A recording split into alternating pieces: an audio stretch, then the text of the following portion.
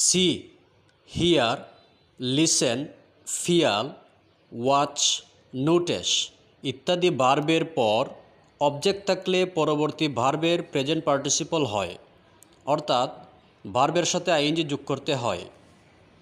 Such as যেমন I hard him to সেই this, এখানে হিয়ার্ড বা হার্ড ভার্বটি থাকার কারণে এবং ইহার পর অবজেক্ট থাকার কারণে পরবর্তী ভার্বের সাথে আইএনজি অর্থাৎ সে এর সঠিক রূপ হবে saying present participle.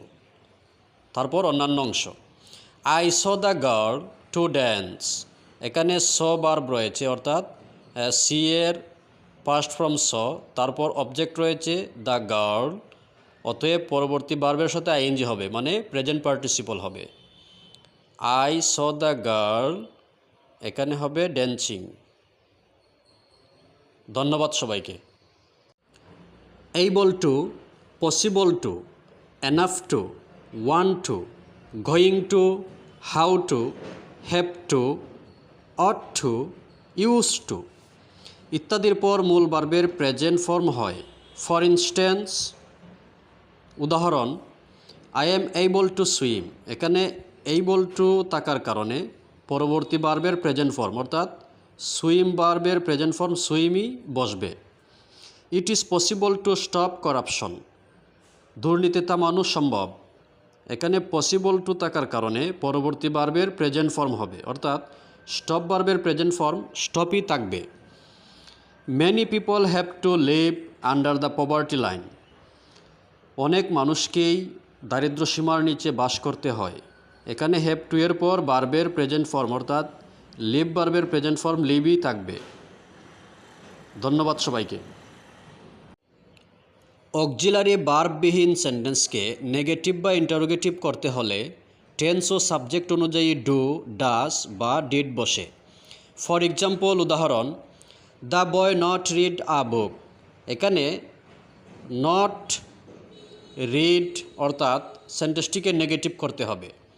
The boy third person singular number, অতএব এখানে সাবজেক্ট লেখার পর আমাদেরকে দিতে হবে ডাজ নট, মানে নটের পূর্বে একটি ডাজ, তারপর মূল ভার্ব রিডের জায়গায় রিড, তারপর বাকি অংশ।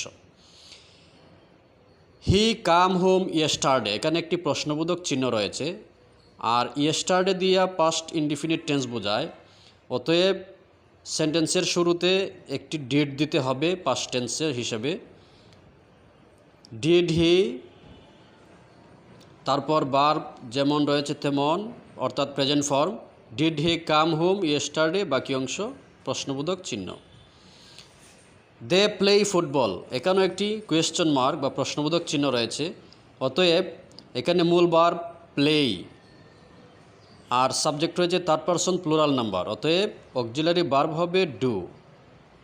ডু দে, তারপর প্লে ফুটবল প্রশ্নবোধক চিহ্ন। দে নট প্লে ইয়েস্টারডে, এখানে ইয়েস্টারডে থাকার কারণে ইহা পাস্ট ইনডিফিনিট টেন্স, অতএব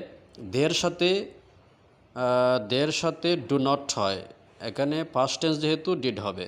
দে ডিড নট প্লে ইয়েস্টারডে। ধন্যবাদ সবাইকে। কোনো সেন্টেন্সে হ্যাভ, হ্যাজ, হ্যাড থাকলে ভার্বের পাস্ট পার্টিসিপল হবে। সাচেস যেমন Shimu has finish the work, এখানে শিমুর পর হ্যাজ রয়েছে, তারপর যে ভার্ব রয়েছে ভার্বের পাস্ট পার্টিসিপল ফর্ম হবে ফিনিশড, অন্যান্য অংশ ঠিক থাকবে। We have make him captain, এখানে হ্যাভ রয়েছে, অতএব মূল ভার্বের পাস্ট পার্টিসিপল ফর্ম হবে, মেকের পাস্ট পার্টিসিপল ফর্ম হবে made. We have made him captain, আমরা তাকে ক্যাপ্টেইন তৈরি করেছি বা বানিয়েছি। ধন্যবাদ সবাইকে। মেইন ক্লজের ভার্বটি পাস্ট টেন্সের হলে এবং পরের অংশে কোনো সময় বা টাইম যেমন next day, next week, next month, next year ইত্যাদি উল্লেখ থাকলে ভার্বের পূর্বে উড বা শুড বসে।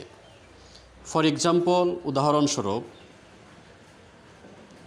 He said that he go home the next day, এখানে দ্যাট একটি কনজাংশন রয়েছে, অর্থাৎ ইহা একটি কমপ্লেক্স সেন্টেন্স।